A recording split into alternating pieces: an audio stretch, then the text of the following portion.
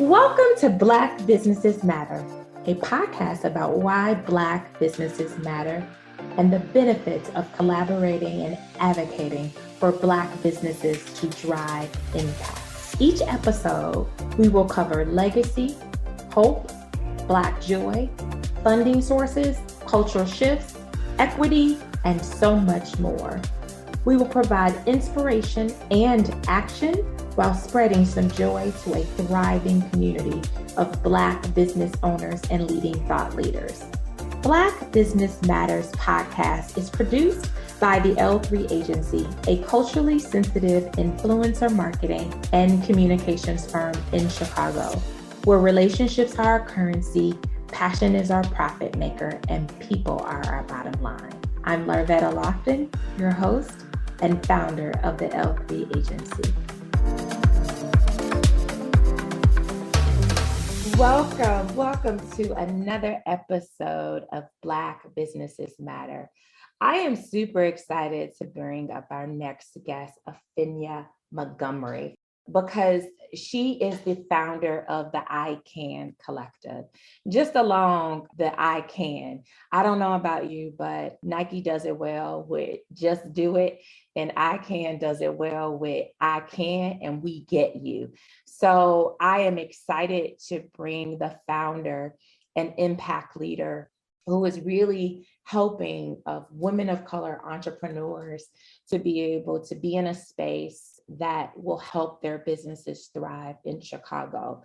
I've had the pleasure to be with her in several capacities, and just to see her grow in this space is quite delightful. I want to share with you her story. I mean, she's a nurse, she's a background in healthcare, and decided to build this amazing business. And I love when I get to bring our guests where their path of where they started isn't where they are today. And so, we've talked about the word of pivot, and you've pivot. So welcome, Afenya. Thank you. Thanks for having me. So glad to be here. I'm super excited to have you. And we're going to talk all about you being the recipient of the best fund from Chicago Trend. We're going to dig into that, but we're going to come back to that later, because the world wants to know, how did this amazing healthcare professional move from nursing to this life of marketing? And what was the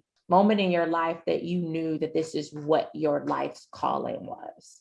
Okay, very cool. So it's funny. I'll give you the abbreviated version, but it's still kind of a long story. So my path started actually in marketing. My first degree was in marketing. I went to the University of Illinois in Champaign, and I wanted to become a fashion stylist, travel the world, dress people like Beyonce, and, have that great, I'm styling the covers of Essence. I'm styling the covers of Ebony. That's what I saw for myself. But, life always goes in a different direction than what we think. And I never made it to Beyonce's tour.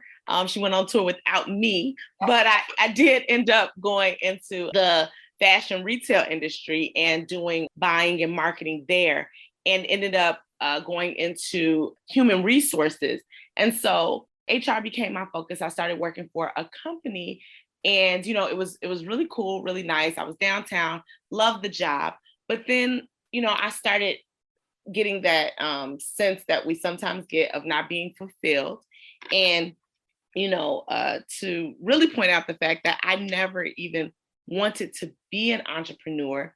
And secondly, even before that, I never even wanted to be a nurse. So you spoke a little bit about how our journeys go differently than we think, and how we often pivot. And I always say my life is a series of crazy pivots. So my mom's a nurse, first career nurse, really, and my dad's a second career nurse. So my mom always told me, you're going to be a nurse. This is a great career for you. I see it in you. And I just never wanted to do it. I'm like, no, I like to get my nails done. I don't want any doctors yelling at me, watching shows like ER and Grey's Anatomy. And it's like, oh, I couldn't even imagine doing all of that. Like I said, I wanted to do this fashion thing. And then at some point, she decided to start showing me and introducing me to people who were doing different things in healthcare that I never knew existed. And I got an interest, and then I got a calling. I was pregnant with my first child, and I kind of got this need to want to do something that I felt, it just started to feel like I could see my purpose there. So I went into nursing, and the initial goal was to start a medical spa company and work in the dermatology world. I actually got into nursing school and fell in love with the part of nursing that I thought I would hate. It's not the exciting ER, and it's not, that labor and delivery or peds that a lot of people go towards, but it was medical surgical nursing, which is really like the place where you get everything. And it's one of the, often in nursing school, people think of it as like the hard course, the course where people are like, oh man, I just hate med surg. But I actually fell in love with it and worked at the bedside for years, and then got the pull again to go back to my original love, which was, that business marketing background. So I went into hospital administration. And here's where the story gets a little shorter. After going into administration, I wanted to start my own healthcare consulting company, and realized that as Black people, especially as Black women, we don't often have the resources and information to build our own businesses. So I started going to networking events and conferences, and realized that a lot of the stories did not speak to me or resonate with me, because at that time, there weren't as many platforms for Black entrepreneurs that I was finding. And when I found them, I was so, grateful for those opportunities to connect with people like me. So I started hosting my own events. And that's when the iCan Collective was born. And it kind of moved away from healthcare consulting with a name change, a branding change, and went towards just helping people create, launch, and scale their own businesses. Wow. Wow, wow, wow. But the part that I'm amazed at the healthcare industry, and I'm going to just say this, the part of you that's part of healthcare is the care. Yep. Right? It's the care. You care about the people, and you care about watching women of color entrepreneurs grow. So that part of you never left. Yes. It's just, how do you position it in a way that it, grows into this creative studio, co-working space.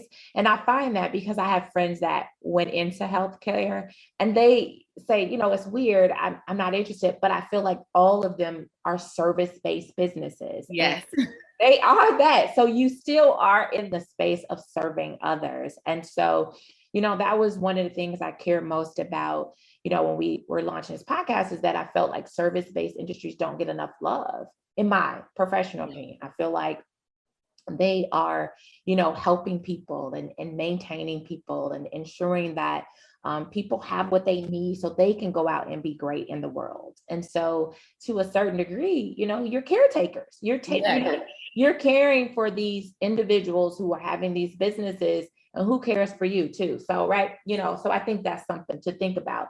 I want to talk a bit about iCan. Like, I do like the iCan because I do believe that is what you need. So what was the origin behind the iCan? Yeah, it's interesting because what you said is very true. A lot of us, we change, we pivot, but at the end of the day, you can't get to where you're supposed to be without going through the different stages that you go through and grow through, no matter what those stages are. So yes, you're absolutely right. I didn't want to be a nurse. I didn't want to be an entrepreneur, but that's because we often label ourselves in so many ways and label things without just getting to the core of, you're a caregiver, you care for people, and what does that look like? So that leads into where iCan came from. So in healthcare, we use a lot of acronyms for a lot of different things. So when you're learning, like, almost everything is an acronym. Even when you come out of school and go into the industry, there are tons of acronyms. So iCan actually stands for the Innovation, Collaboration, Accountability Network. So it has a double meaning. So each letter stands for a pillar of the company, but at the base of it, it's, if I can do it, you can do it. So when I started and I was having conferences and workshops and all those things, I always brought people to the forefront to speak who look like us, who had, backgrounds like us, because I hated going to events and everyone was like, yeah, I started my business because my parents gave me $500,000 to launch my business. That's a narrative that is valid in a lot of people's lives, but not always in the people's lives that I was serving. So I wanted to show and create lanes for people who did not have that story. So that's where like the idea of iCan came from. It's like, it speaks to the person who is looking to launch or do something. I can do that. I can. And then also, like I said, each of those letters represents a different word. And then, the people who you're looking at who are doing these things, they did it, you can do it too. So it holds a lot of meaning for me. And the colors even do too. The colors are representative of the Ghana flag, which is my heritage, and also the Pan-African movement. So we are Black, red, yellow, green. Thank you for that illustration on that, because I really think people need to have a story behind the brand, right? And understand, this wasn't something that just says, okay, I'm going to do this, but there was a lot of intention behind it. And to me, it's catchy. I can. So, listen, you can too, right? And yep. So you're in Chicago, you can definitely check them out.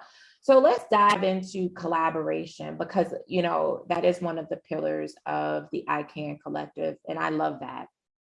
Can you share how businesses collaborate with other businesses within the collective and how impactful it's been? Because for me in the business, I just don't believe in competition, and I never have. Unfortunately, I didn't, because of the simple fact I worked with these big brands, and these big brands would all be positioned in the same room together. So we would go to conferences and it would be like, you know what I mean? McDonald's, Wendy's. I mean, it would be everybody.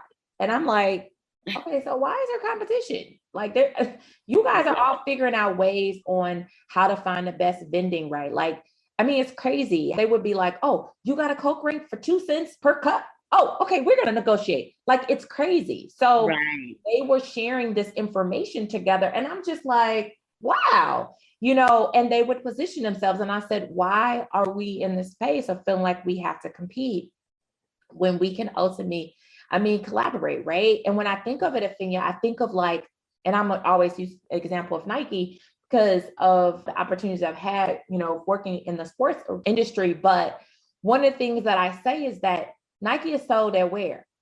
Kohl's, Macy's. Where? Right. DTLR. It's so many places. So They don't look at themselves. They're like, yeah, we're sold. Where do you want to go get yours? Okay, we can show you where you can go get that. And so why aren't we able to see our brands in that capacity but then there's another, right? There's another one that's doing the same thing. So when you walk in the room, you've got Nike, right? You've got other brands, Under Armour, you've got all these other brands. And so that's why I want to talk about how you've seen businesses collaborate within your organization that actually are the same business. Right. Yes. And you know what? A lot of the businesses that started here, Black women-owned businesses, and a lot that I, first connected with were hair care companies. And, a lot of the hair care companies, many of them are Black women-owned. And funny enough, a lot of them are Black women nurses. So, I connected in that way. And then a lot of them are people who had these great careers in other industries that decided to launch their businesses and, start these hair care, skin care brands.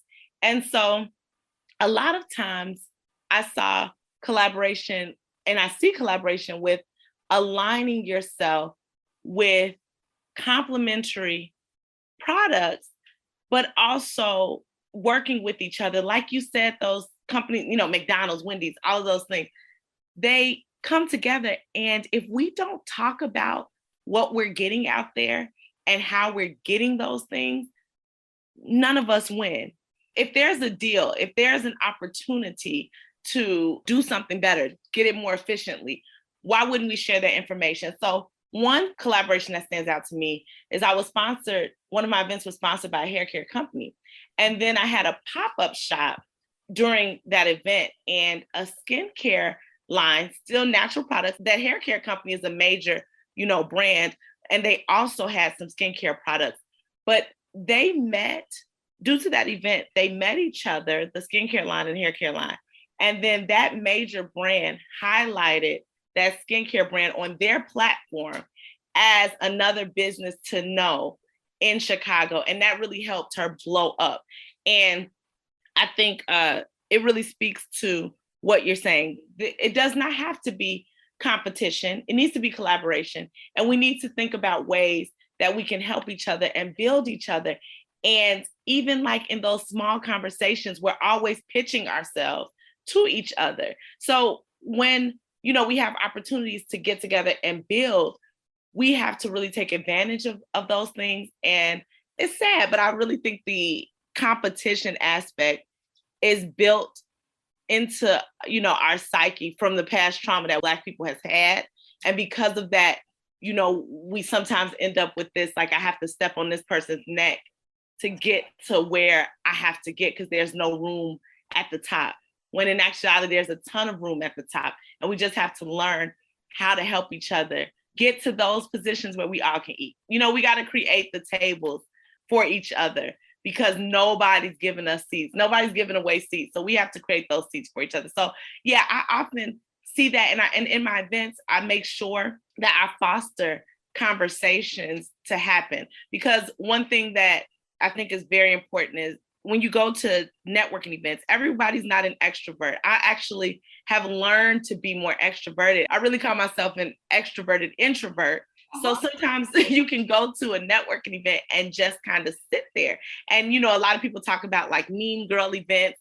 And sometimes those events aren't intended to be mean. They're not intentionally doing that, but people don't understand. You have to start the conversation as the host. You have to pull those people together. You have to find the things that align your guests with each other and begin that conversation and pull that out of people. Because first of all, a lot of times we've been programmed to, have fear of scarcity. So we're scared of. Yes, opinion. Thank you. Yeah. Right. We're scared. Oh my gosh, if I give this person that, I won't have it. So we have to break out of that mentality. And that's really important to me. And, even though that's what I stand on, even I have to shake myself out of it a lot of times. Like, people put you in rooms to meet people. I have to shake myself out of like, okay, don't get in your head, talk to them, present, what it is that you do, find out what they do and figure out how you can work together. Like I said, we have been conditioned to have this scarcity mindset. It doesn't benefit any of us. And I'm so glad that you bring that up because I do think that, as I continue to work on this, is that I do believe that, when we think about, large corporations who are not Black, and I want them to be able to listen and tune in to understand the struggles that we come from. So it helps you understand some of us, right? Mm-hmm. That have this fear of scarcity. And because of that, sometimes they've been able to make money off of that, right? And so, we talk about that in that, why can't we operate in this of being a thriving business, right? And that we can come together in our thrive. And that's what we want this community to be of thriving and not come from that space of scarcity, because that is something that is in our culture. It is there. Yeah. And you, like you said, you have to shake it off sometimes. You got to be like, okay, let me talk. Like, no. And also, Afenya, knowing that you belong at the table. Like we have been, like you belong in the world of belonging, you belong at the table and walk with that level of confidence and not allow to say, hey, you know what? I'm here. No, I'm here. I belong here, right? I belong here because of my passion. And so I want to go into this story. I say the story of, why do you think Black businesses matter? And we ask that story because for us and for business owners and for thought leaders and for D&I, we say, why? I mean, why do Black businesses matter? Why do you think that? I personally think Black businesses build the fiber of what business is. Like they always say, we are the culture. In everything, we are the culture. Black businesses matter because without Black business, there would be no business. When you go back to, history and thinking about all of the things that our people have contributed to the world.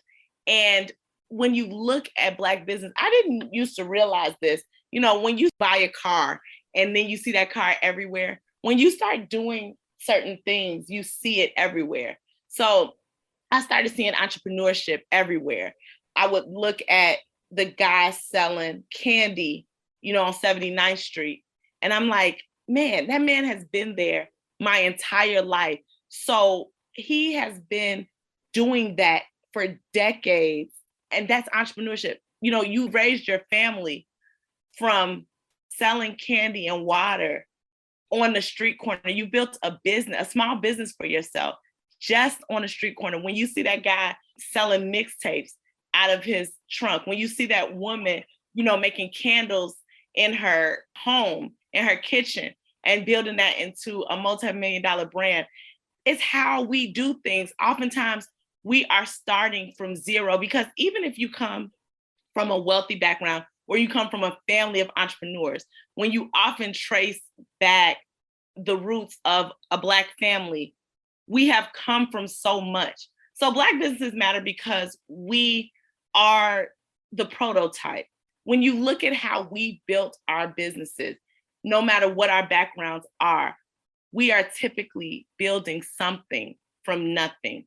Because when you look at people like, let's say the Obamas, let's say their children become entrepreneurs or whatever they decide to become in life, you have to go back to where their parents came from, and then where their parents' parents came from.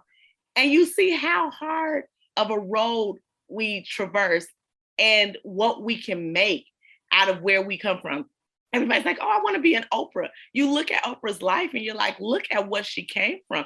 That story is prevalent in so many of us, and we may not make it to billionaire status, but we are Oprah, we are the Obamas, we are Beyonce, we are Madam C.J. Walker. So Black businesses matter because, this is what the world is built on. The pyramids, come from us.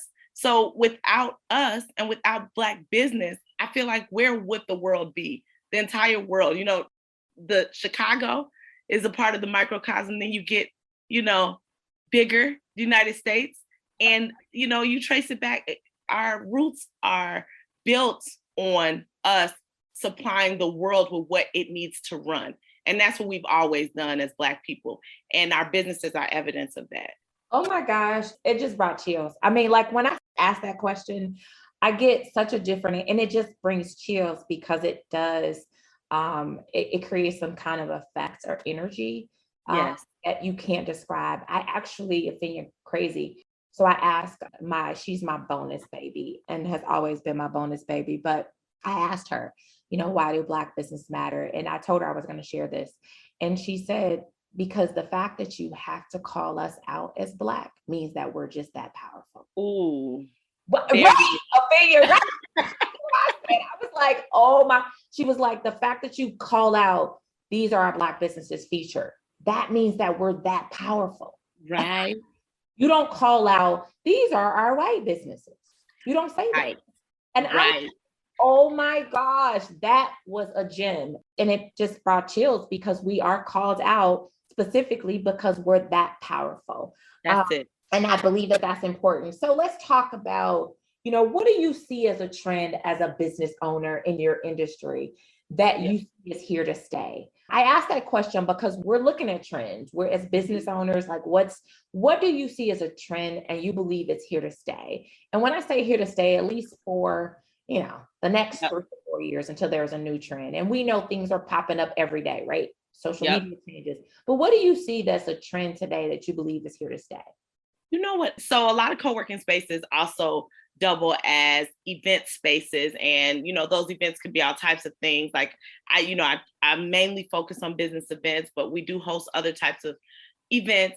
And what I'm seeing that is a new thing that a lot of us are doing, event spaces, co-working spaces, and just spaces in general are kind of like the selfie pop-up experiences. So people can come in, they can take photos, they can do walkthroughs like you would at any other museum, but instead of it being focused on maybe historical facts or whatever, there's more of a focus on this is something that I can use to build my brand. Mm-hmm. And I think that, to your point about things always taking on a new, look. Trends change, they're flexible.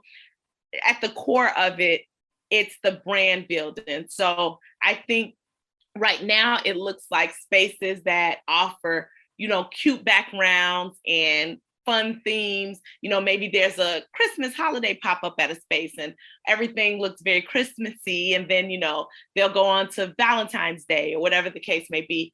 Or it could be, I saw some really dope installations like Museum for Black Girls, and Womanish was one that started here. And, everything is kind of like super design.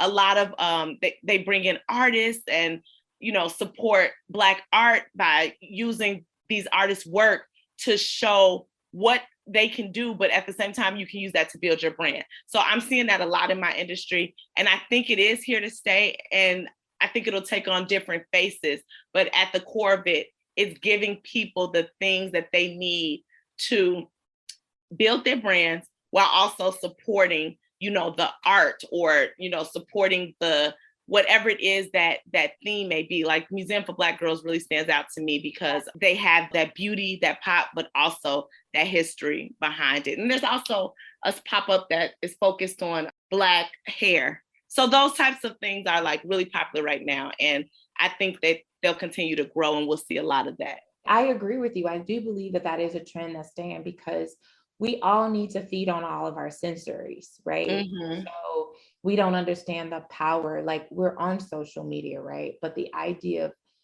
physically going and touching and getting that energy is powerful.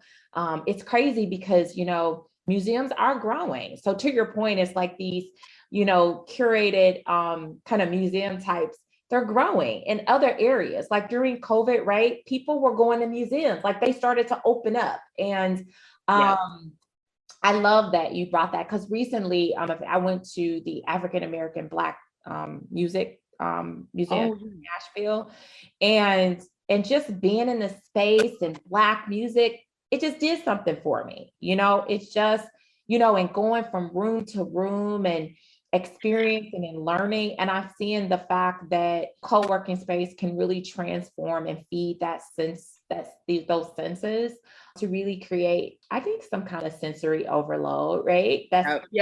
So I like that. And I'm glad to see that that's a trend that you're seeing for the iCan Collective, and that you're now transforming your space to accommodate that, right? And not, and being able to be okay with that pivot, right? And so saying, okay, yep, we started here and move. And I say this, oftentimes because I think I was the queen of pivot. Like that's all I did all my life. Oh no, I think the other thing I wanted to ask you, you mentioned that, watching, The Man on 79th Street. So were you exposed to Black entrepreneurs around you growing up? Was that something that you saw growing up?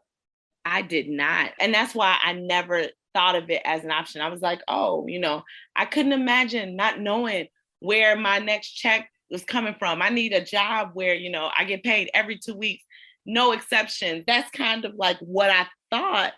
I never even thought about entrepreneurship in the way that I think of it now. Like men and women building their brands, like I said, in the kitchen.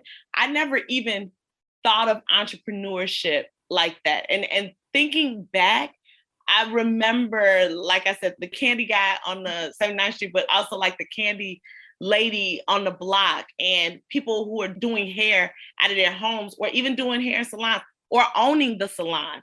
I didn't look at it like that because entrepreneurship wasn't necessarily a word that was used around that. And we often didn't celebrate it, what I was surrounded by. I was always surrounded by that idea of like, you go to school, you get your degree, you get a job, you keep that job. You got to get the benefits now. The benefits. Like, do you have benefits? Like, I think sometimes we don't even know what the benefits are. Like we all were pushed to get those benefits, and you look back and it's like, man, I don't even think people really gave us the knowledge we needed to take advantage of the benefits that we were fighting to get. So often many of us don't have insurance, don't have life insurance, don't have any of those things, but we push to get the benefits and don't even understand like what a 401k really is. So it's interesting to me. And, I want to create, different options for my children, because I think there's power in so many different things that we can do. I'm not one of those people that think, you have to lock yourself in a box. Some people, work 9 to 5 and also have something on the side. Some people work their business full time and they have a 9 to 5. They act like it's a side hustle because it's really just, there to support their dream. So like, there's so many ways to do it. And, some people, are entrepreneurs. They are in their careers and their goal is, to climb that ladder. That's fine too. However you do it, I just think it's important that you find your thing, build something for yourself. But no, I wasn't exposed to entrepreneurship until I went back to think about it in different ways and say to myself, wait, that was an entrepreneur. That was a business owner. I just didn't realize it when I was younger. Yeah, and it's a cultural shift, right? We have to understand that that's what happens culturally. We shift, and when we shift, that's when things are very present to us. And I love to see that people share how they were not exposed, right, and that they are there. So yes. Because you're not exposed doesn't mean that you're not capable of building a thriving and successful business. Which is why we get to talk about the fact that you are the recipient of Best Fund powered by Chicago Trend. So I would love to, allow for folks. And so real talk, everybody, I am on the committee for Best Fund. So it was awesome to be able to hear Afenya share her story and then actually be the recipient of the fund. And to be completely honest with you, I was celebrating you as you opened up your mouth. And that's the beauty of, I think that's the things that rooms need to be able to do. Like when you see your colleague or someone that's building, celebrate them, because it takes courage to pitch. Celebrate them, make them feel comfortable, let them know you are in the room. A lot of times people are like, oh, we can't say anything, right? No, right. I'm gonna let you know I'm in the room. Right. I want you to know you've got an advocate. And when you have that, it gives you a sense of peace. Like I got somebody there that's going to support me in some capacity or share something with me. So we've got to do more of that. I think sometimes we feel like we can't say anything. And I feel like, why not? I mean, there's no rule to say, I'm going to be there, and do that. And I think sometimes that's it. Well, I'm not going to say anything, right? Because, why? Right. I mean, no one told us we couldn't say anything. That doesn't have anything to do with it, but just knowing that, because it is so hard pitching, because that's not something we were taught to do. So when we're able to do it. So tell us about your experience of pitching the iCan Collective for Best Fund. Yeah, it was so great. So the thing about Best is they connect you with a mentor, coach type of person to walk the walk with you. So prior to even pitching, you have that coach relationship to help you formulate your ideas and what it is you are doing to flex, change, add a new line of revenue to your business. So I think that's super valuable. The pitch was great because seeing smiling faces, because some would be via phone, some were on video, seeing smiling, encouraging faces on the other side of the screen, also great. And I think just looking at people who want to see Black businesses thrive, because like you said, we want to support businesses. We want to, do great things from big corporations. There's that. We want to do great things for Black business, but then you may pitch, you may fill out an application, whatever it is, and you hear nothing. You never connect with any type of human behind the corporate wall. So it's like you're just throwing your application out there and you don't know where it's going to go. And I think it's a different process with this fund. So the way that it's built, it kind of, you feel nurtured, you feel like you have, people who have your back as you go through the process, and then to get to the end and, everyone is supportive, and then to see familiar faces, that's very, that's awesome as well. It is encouraging. Yes. And I will say that just for all of our listeners, when you pitched, I literally was like, you go girl. Like I was super proud. It was almost as if, and we say sisters, but it felt Like, that's my sister. Like, she killed that. She was dope. And that right there, it just brought chills. And I remember Afenya at the time, I was traveling, I was on vacation, and I didn't want to miss it. I did not want to miss it. I was like, nope, I'll be there. I'm traveling on the road, but I'm going to be there because there are some superstars that are pitching, and I need to make sure that they know that they have someone in the room that is supporting them. And so we were listening to you in the car with my boyfriend. He was like, oh my gosh, she's amazing. Like, so I just wanted to share that. I mean, he was like, oh my gosh, she's got to win. She was on point. Like, so, you have to hear those moments. It was precious. And, even when he got off, he was like, nope, I think the sister that said, she was good. Like, oh, now what was her business? And like, he was like, what was it again? But I don't know. But I just remember I can't. Right. So I just awesome. With you. So that was just awesome. Thank you so much. That means the world to me.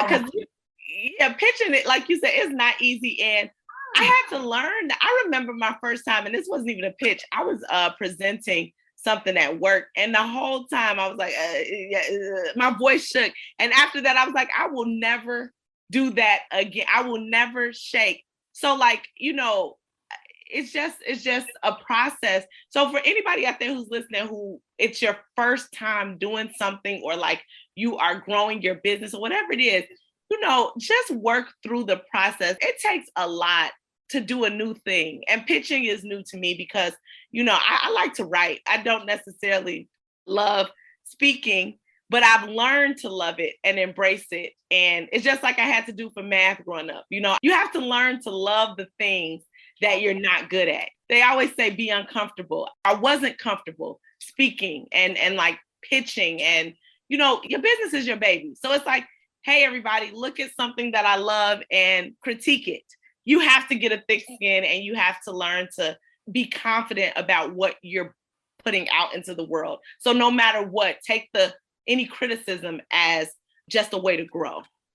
Agreed. I'm so glad that you say that, because just so you know, I literally say that to God every day. Keep me uncomfortable. I say that because I never want to be so comfortable that I'm not able to adjust and pivot and adapt, in those places and learn new skills. So I'm glad that you did that. So with this, I want to talk, now that you are the first. I think it was the first. They're about to put out another Best Fun, I guess, second annual. So they're going for new businesses. So we'll be able to share that. And hopefully at some point they, all these thriving businesses will come together and we'll do a big party. That's out, right? And we'll do it at the iCan Collective. Yes.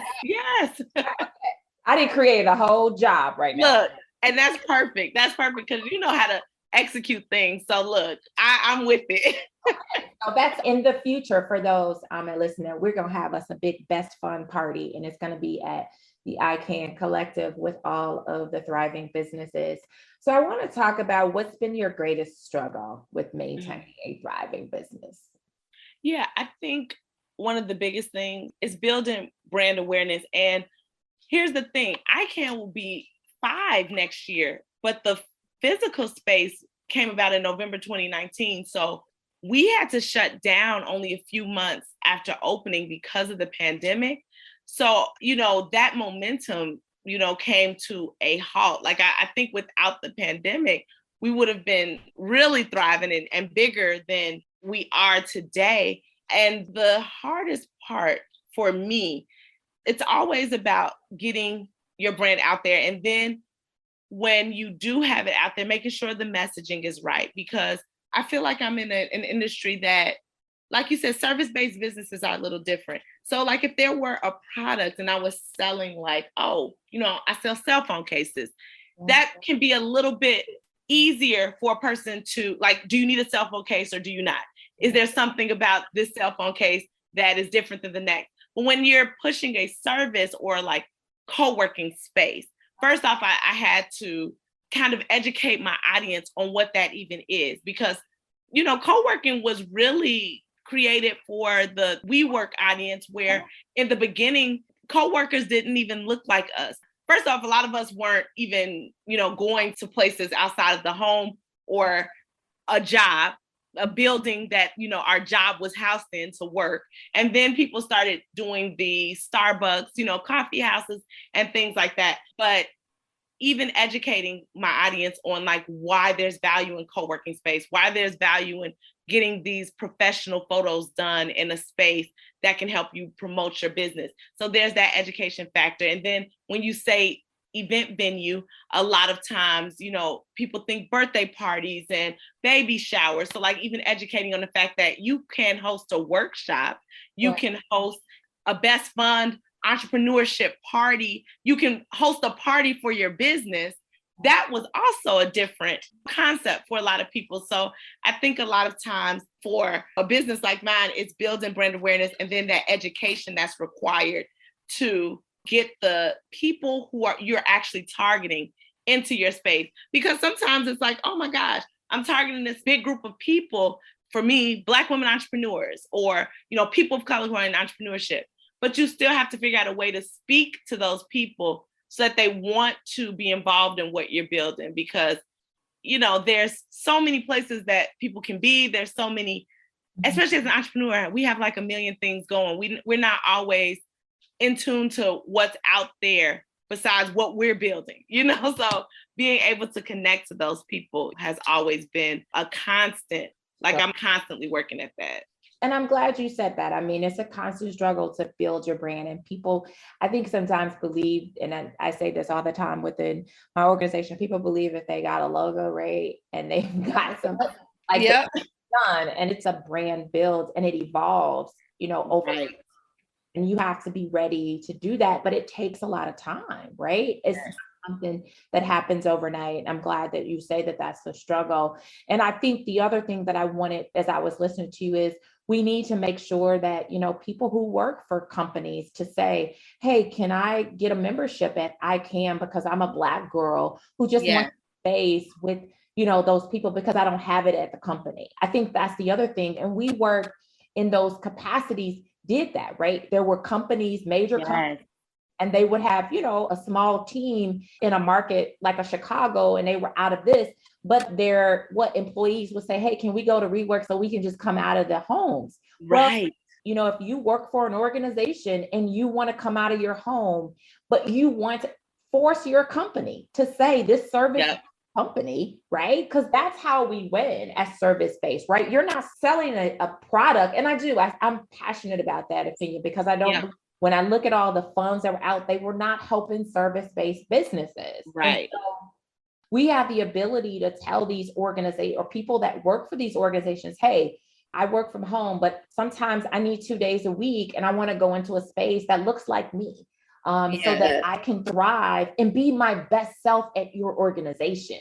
That's the thing. And so that's the thing that we have to be able to shift the narrative is that, okay, we're not saying it's for right? You can come in and work and look at people and be like, oh my gosh. And for some reason, that moment, it may look like it looks like you work for a Black company for that moment. Right. That moment is just enough to get through your day. Right. But you don't have that in your organization. And that's the thing that I think as a shift that I see that people of color who are in positions to challenge their organizations to do it. Yes.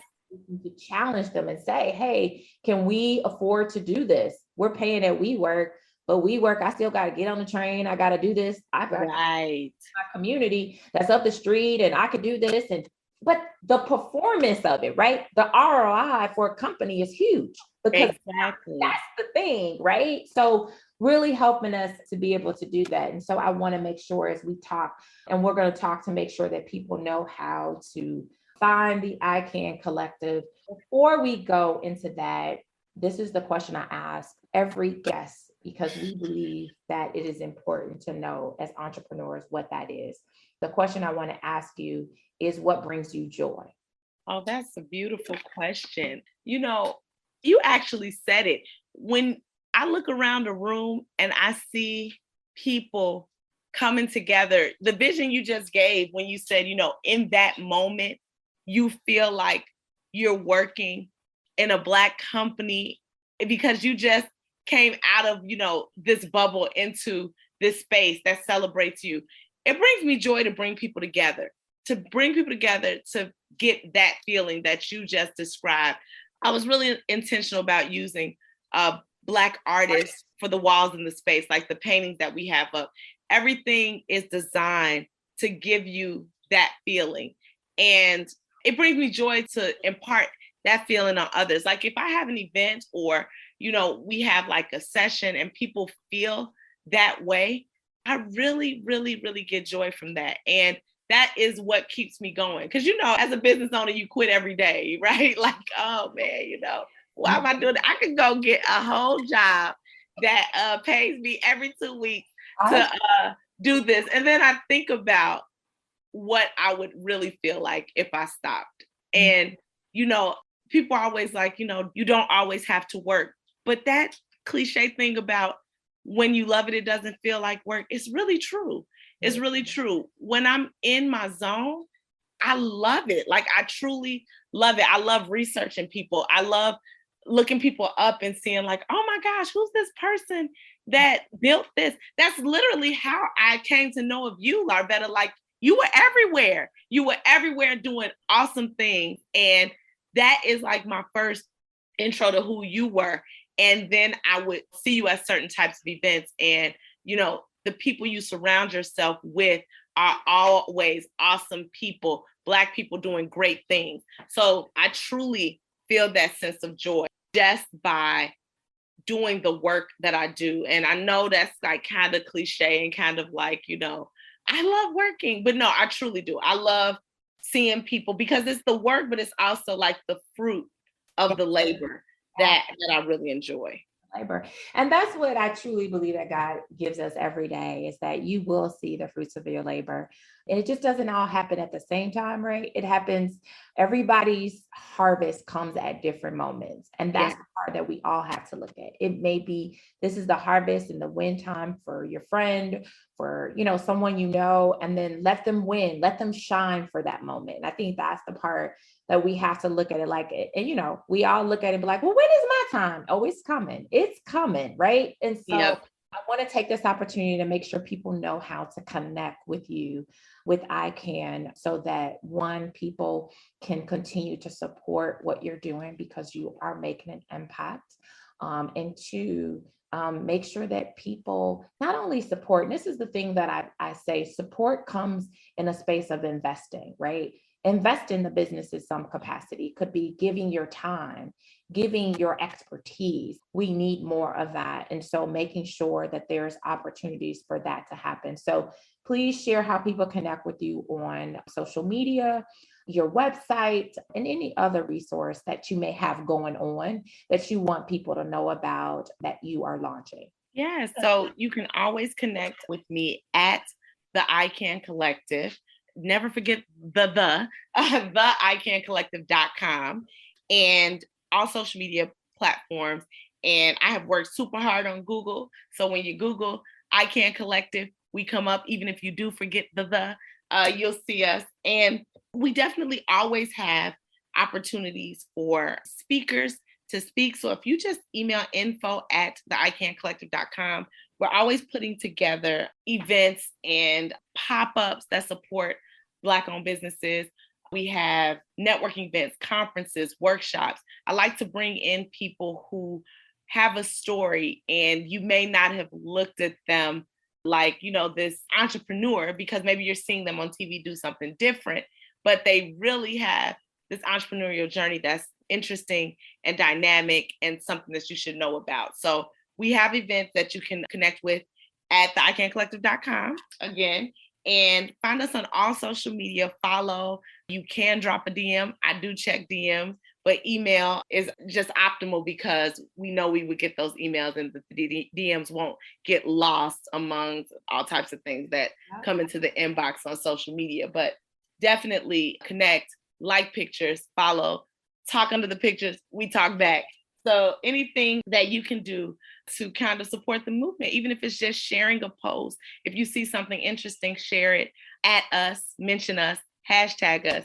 We really appreciate that. And we definitely reach back and touch back to the people who reach out to us. So truly appreciate the opportunity. This was a great conversation. And Larvetta, you are so awesome. Oh, I love you. And I can't wait. I know at some point I'm gonna come there. We've been working on it, right? We've been working on it. There's a whole Black Business Matters type of installation coming up. We just want to make it dope as possible. Yes, let's do that. I can't wait as we build on this. Hopefully I know in 2022 we're gonna do it. 2020 yes.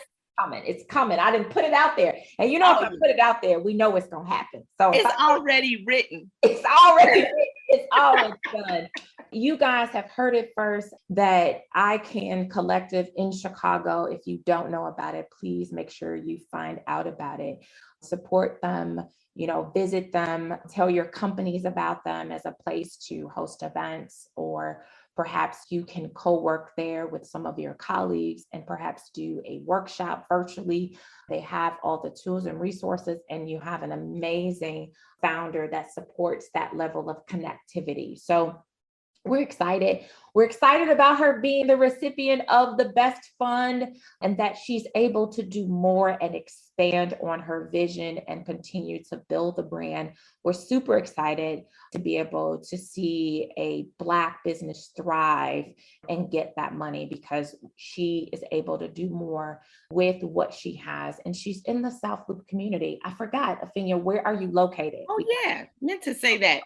2036 South Michigan, right on the corner. And we are in a building that houses a lot of Black-owned businesses. So, that's another thing that I love about the space. So there are a lot of people that you can support there, Black and brown. 2036 South Michigan Avenue, Chicago, Illinois, 60616. Definitely check us out. Like I said, Google us. You can see photos, pictures. You can go on the website and see our 3D tour as well. Oh, it's beautiful. I've been on there and I was like, oh, it's beautiful. And I got to get up in there. So I the beauty of these guests, and I say all the guests that are in Chicago, it just forced me to be able to have places to visit. And that's what I'm intentional with, making sure is that people support Black businesses because we matter. Thank you so much, Afenya, for being our guest this day and just filling me up today. I did share with you, I was challenged today. And that just sitting here and hearing you and hearing your story and hearing your passion really just helped me get through this day. So if you're troubled today and you're struggling, I think you can hop on to our podcast and be inspired by these amazing thought leaders and business leaders and entrepreneurs who are doing amazing things. So thank you guys for tuning in and listening to another episode of Black Businesses Matter. We hope to see you again for our next episode, and please do subscribe and share. Thank you for listening. This show is brought to you by Chicago Trend. Chicago Trend catalyzes, accelerates, and finances strategic retail development to drive neighborhood transformation. If you would like to support this featured business and help them achieve their dreams, please visit chicagotrend.com. chicagotrend.com. Thanks for listening. Thank you for joining us this week on Black Businesses Matter podcast. Make sure you subscribe to our podcast wherever you listen so you will never miss a show. You can also follow us on social media at the L3 Agency and at Larvetta Speaks. If you love the show, leave a rating so that we can continue to bring you impactful episodes. You can also take the pledge and order our merch at our website at thetl3agency.com. THEL3agency.com. Thanks for listening and see you next week.